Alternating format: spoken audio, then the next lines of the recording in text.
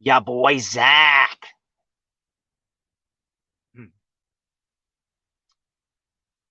He's down to 95,000. I mean, that's still a lot, but your boy Zach, he had well over 100,000 subs at one point. Then he went on his little crusade against the Griftosphere, and then he started hemorrhaging subs. His campaigns have been hemorrhaging money, just like Comicsgaters. Yeah, one of the funniest parts about these Comicsgaters, they love money so much. Their entire metric for success revolves around money.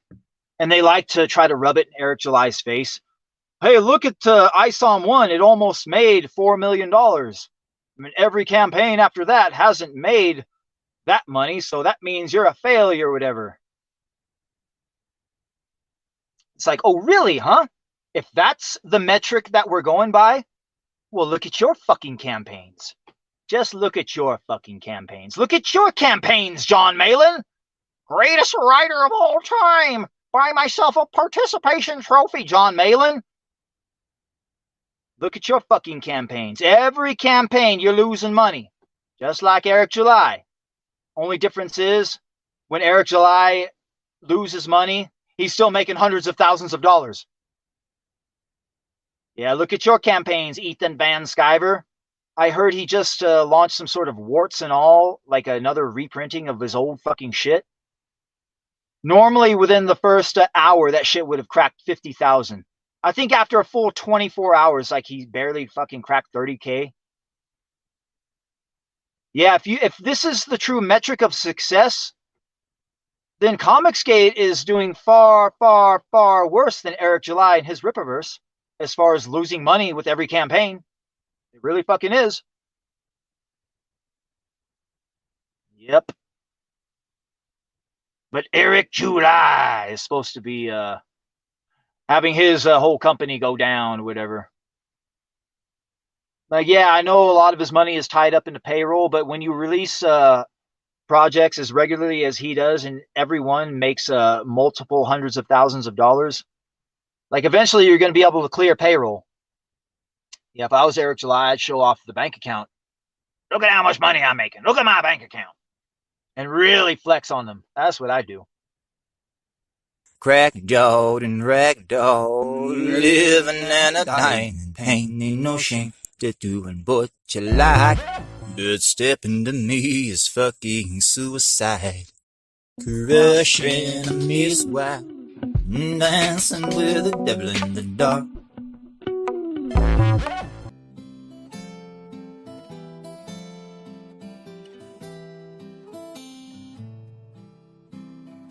Yeah, warfare going on out there. Ethan saw that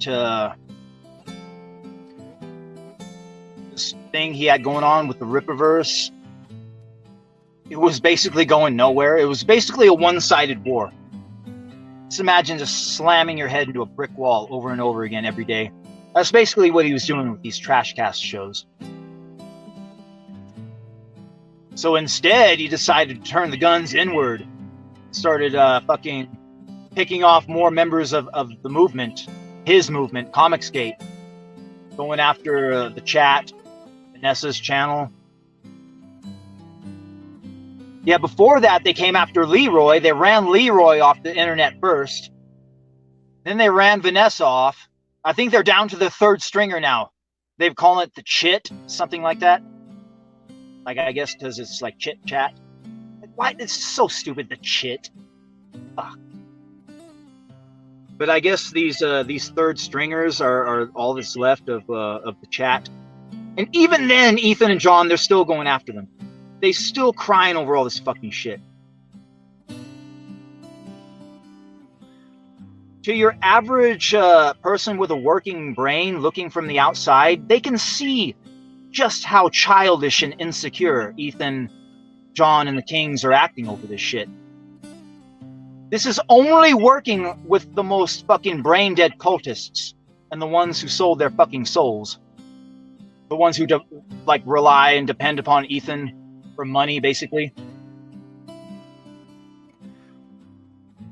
Yeah, he's turned the entire movement into like well, it was always nothing more than an Ethan Van Sciver fan club. But now with the culling of all of the young talent, like literally the only way to come up through the ranks of Comicsgate and to become a quote-unquote thing, you got to come through Ethan and his show now. Yeah, he is killed off every fucking choke point within the movement. Now it's all going through him, which is the way he always wanted it, I guess. He's consolidated power quite a bit. Thanos snapping away that segment of the fan base, the chat, and all those guys. It's just so unnecessary. Just so childish. Just so insecure. Yeah, I heard John Malin actually got himself a participation trophy.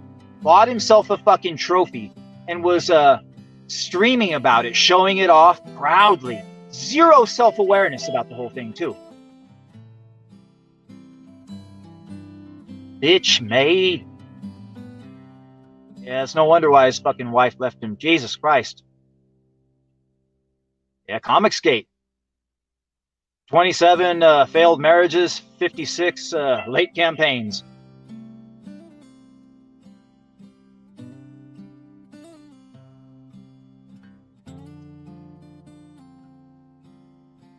Yeah, I remember I was going at these fuckers hard in one of Ethan's chats. I got timed out 3 times, and I eventually got banned from the chat outright.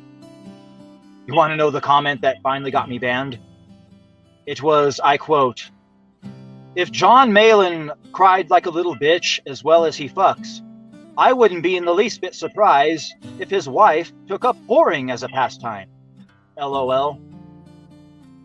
After that, I got fucking banned from the chat. Like, oh, nar. Hey, you were the ones that brought the bitch into it. Yeah, Danger Vanessa was just making an offhanded comment. You fuckers were the one that brought the bitch into it. And I have absolutely no qualms about making fun of that, if you know what I mean. Because you fuckers don't have no qualms about it. You make fun of Edwin's dead father-in-law, but people can't roast John Malin's failed marriage? Really? Fucking pieces of shit. Fuck. You can talk about pedophiles raping Mark Brooks' kids, but you can't talk about John Malin's bloated whore of a fucking wife? Really? Pieces of fucking hypocrite shit. Yeah. It's okay for Kumalat to have 3D assets in his comic book, but Eric July, oh no. We gotta clutch our pearls over that shit. No scruples, no morals, no class, no values, no ethics, no virtue, except for when it comes to signaling. These fucking comic skaters are all about. Yep. But by acting this way and behaving this way, you're going to attract a certain type of audience to you.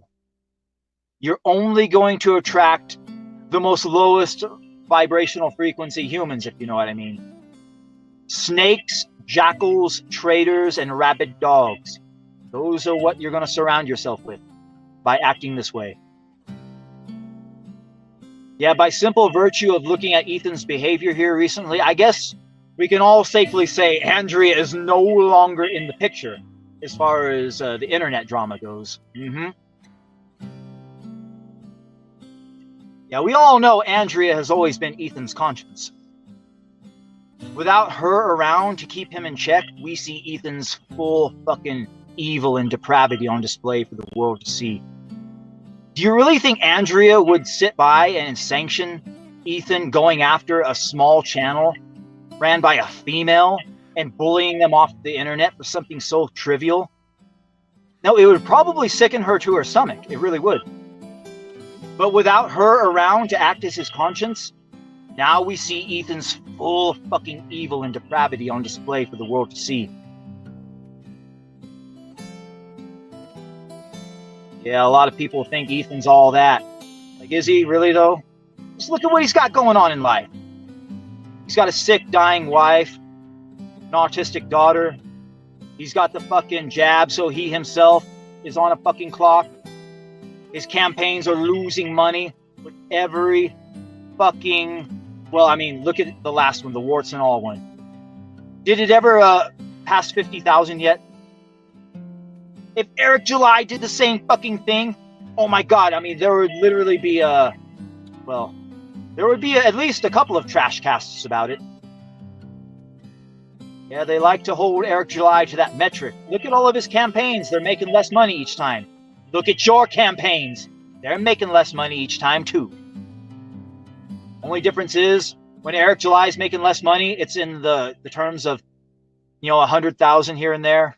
I think, what was his Blood Ruth campaign? At the end of the day, it still made over 500,000, didn't it? And look at your fucking bullshit, warts and all nonsense. Has it even cracked 50,000? Look at Elephant. This was something you outsourced to other writers, other artists. Did it crack 100K? I don't even know. Look at what Eric July did, outsourcing his shit to other artists and writers. Horseman, that made what, over 800,000? Blood Ruth, over a fucking 500,000. If money is what your fucking metric is, if it's all about the fucking money, your campaigns are making far less with each iteration than Eric July's. So you have to hold yourself to that standard. Well, then you yourselves are failures. Truly are. Truly fucking are.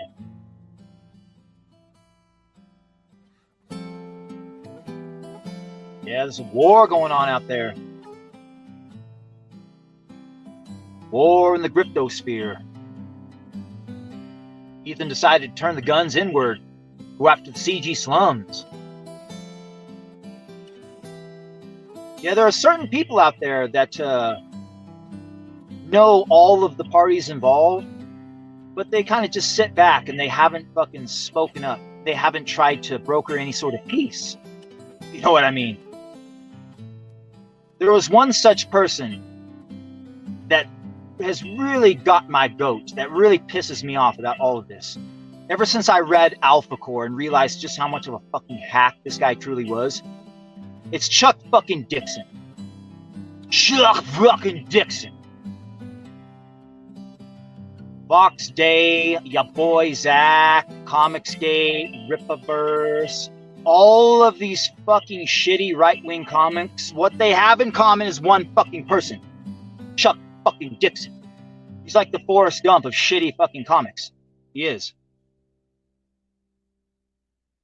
Chuck Dixon. Did he ever try to broker any sort of peace between Eric and Ethan in any of this? Chuck Dixon put out a fucking tweet saying, "Whoa, there's all this war going on, hammer and tong, blah, blah, blah." And I was gonna fucking hit him with what I just said. Chuck Dixon, what have you done to help? Have you tried to broker peace between Eric and Ethan? You know all of these people. You've been around for how many years? You of all people should know just how bad it is to start beef in industries where people are going to be around for multiple decades.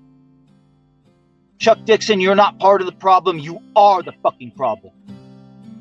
I was going to fucking hit him with that tweet. I really was.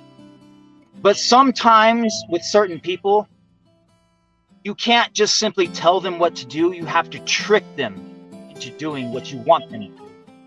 So rather than just telling Chuck Dixon what I wanted him to do, try to fucking come out and speak out against this fucking shit, instead I tricked him into it. You want to know what I did? When Chuck Dixon set out that tweet, "Why is everybody going after themselves, going after each other, hammer and tong, blah, blah, blah." I fucking hit him with a tweet. Now, this is something way out of character for me, because I never use my official Twitter account to troll. But I did for this time. This one time. And I said, "Chuck Dixon, go fuck yourself. You talentless geriatric old hack." That's what I fucking said. Something along those lines. But that was just the setup. You see, a true troll, what you do is you just set them up and you wait for them to respond, and then the real fucking troll hits them with the response. So I was waiting for Chuck Dixon to respond. And sure enough, he responded. He gave some sort of gif or something, whatever. So then I hit him back with the real fucking juice. And I said, "Hey, don't blame me, Chuck. As you can see, It's full-blown open warfare here in the indie comic scene. I'm just trying to get with the times. And then you want to know what I said next? Chuck Dixon, without professional editors and established characters to work with, we've seen what you're capable of. Alt Hero Q and Alpha Boar. You're a disgrace. Kill yourself. That's what I fucking sent to that piece of shit.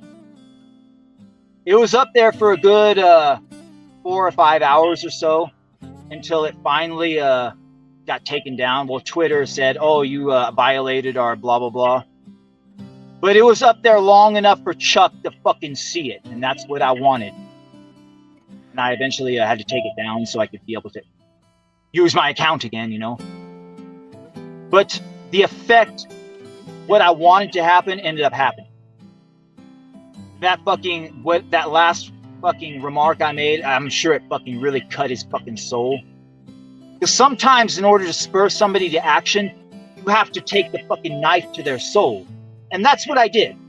To be honest, if you take away professional editors and established characters, we've seen what Chuck Dixon is capable of. Alt Hero Q and Alpha Boy. He is a talentless hack. He truly is. Chuck Dixon is not legendary. Chuck Dixon is a talentless fucking hack. He really is. If you give Big Daddy established characters to work with, like Batman or fucking Punisher, and Big Daddy gets to do Batman fan fiction or Punisher fan fiction, well, I'm gonna be able to make some real cool stories. Anybody can take established characters and create good fan fiction, as long as you've got good editors to keep you in line.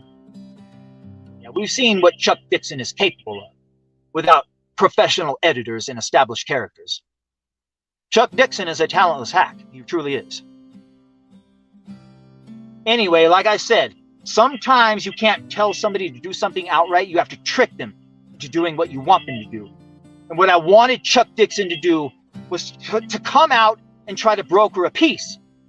Because as far as I know, Big Daddy is the only fucking motherfucker out there who has tried to broker a peace in this whole fucking thing.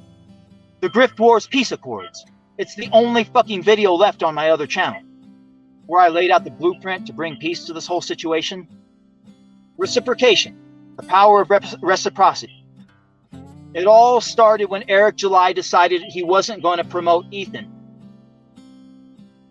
All he had to do was promote Ethan, give Cyberfrog shout-outs, have his fucking mods post links to the Indiegogo campaigns in his fucking chats, give an enthusiastic 1 minute fucking pitch to it every time or whatever, and Ethan would have reciprocated, and everything would have been fucking peachy keen. Everybody would still be getting along.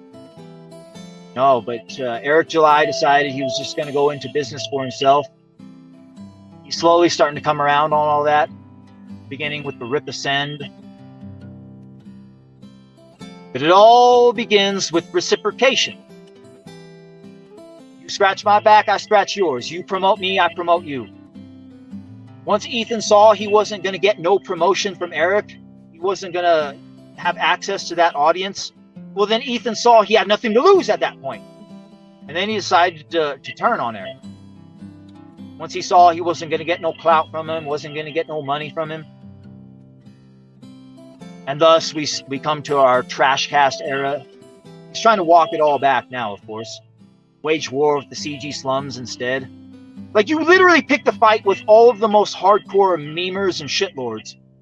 Like, the CG slums, they're not going to fucking give up. No, literally, they're going to fucking stream against you for however long until that fucking heart of yours continues to tick, until it gives out from some itis-related something or other. Because we all know Ethan's he's on a ticking clock. Because we all know Ethan got that fucking jab. And we all know what the jab can do. Yes. There's a reason why Joe Biden is thinking about preemptively pardoning Dr. Fauci. Let's put it that way. Yep. And once Ethan's gone, who's going to take over then? John Malin? Rosa Parks. Mike S. Miller is more popular than John Malin. Fuck. Boy, that's another Big Daddy prophecy that fucking came to fruition. I've been saying it for years, I mean years, that if Ethan ever decided to cut John Malin loose the same way he did Mike S. Miller, that John Malin would be even less popular than Mike S. Miller himself. That's how unpopular John Malin truly is on the under. John Malin is only a thing because Ethan fucking allows him to be a thing. But Ethan is too stupid to ever understand how much of a fucking albatross around the movement John Malin truly is. Besides Ethan, no singular individual has done more harm to the movement than John Malin. Well, fucking real. That's a good thing, because this movement is fucking trash and deserves to be in the state that it's in. Something better is being built behind the scenes, I'm telling you. All of the creators that were 86 from the movement that aren't part of Ethan's inner circle, like I said, at some point, they're all going to coalesce, and it's all going to become bigger than Ethan and his kings themselves. Like I made the Pablo Escobar metaphor. Like Pablo Escobar had made so many fucking enemies that at the end of the day, all of his enemies banded together, created their own fucking super gang. And the super gang, when the smoke cleared and the dust settled, was even more powerful than Pablo himself. And if Ethan keeps this shit up, that's what's gonna fucking happen. You can fool some of the people sometimes, but you can't fool all of the people all of the time.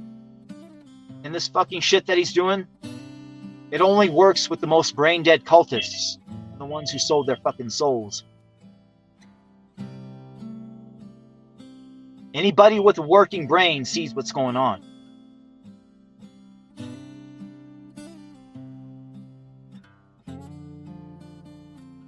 Yep. Boy, what's Frog Tony gonna do? Boy, he was all in with the Eric July grift. I think he's starting to reconnoiter his grift towards Vito. Last time I looked. I don't know if he's going to keep that up, though. I think I saw Vito on one of his streams.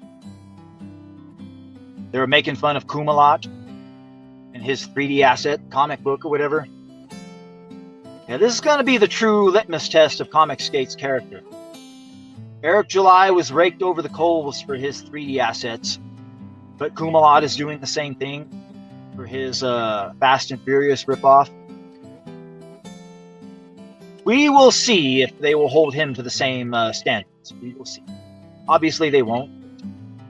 Yeah, we know these fuckers. They have no scruples. Kumalat is a CG king, after all. Can't question anything he does. Yeah, last time I heard he was firing up some sort of coke stream about it.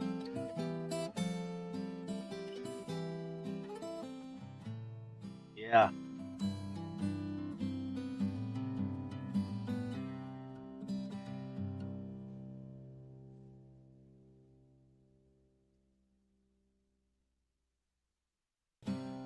Did John in the good days wear the beanie when bedrooming his lady? It's obvious John Malin was never able to actually get it inside of her and inseminate her, or else he would have probably had a child or two. The erectile dysfunction, that's the reason why she left him. Motherfucker's so fat, he looks down, he can't even see his penis. How is he going to get inside that bitch? Ethan defeated sciatica, but it took 3 months. And now he's over 300 pounds again? Yeah. Figures. More pumped with Mystery Goo than Freddie Mercury.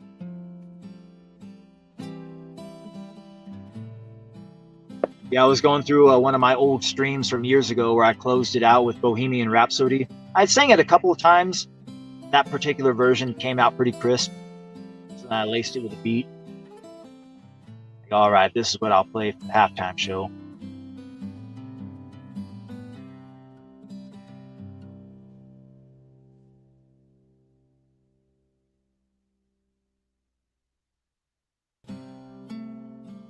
Yeah.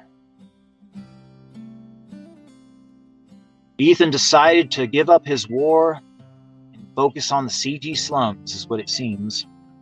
I mean, I'm sure he'll take a pot shot here and there. Like I said, my whole thing about Chuck Dixon, like trying to fucking provoke a reaction out of him.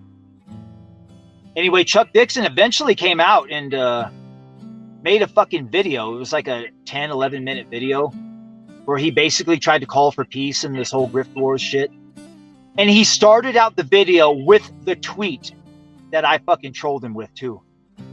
Which that's what leads me to believe that that's what finally spurred him to action. Because Chuck Dixon is the one person who hasn't caught any flack in all of this.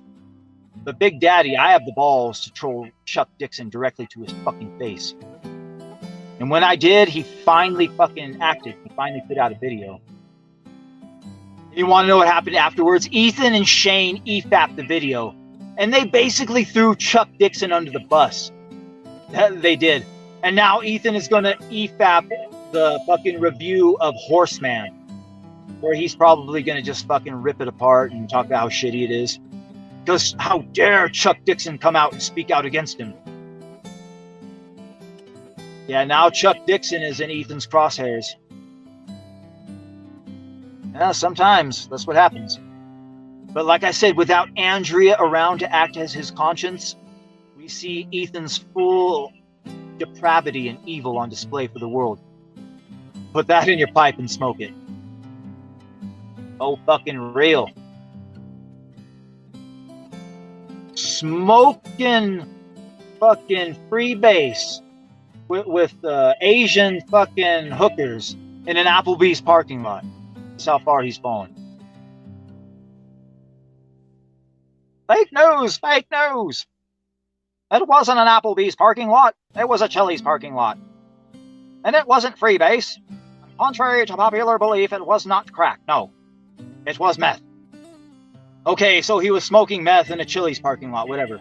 Either way, we've seen how far he has fallen.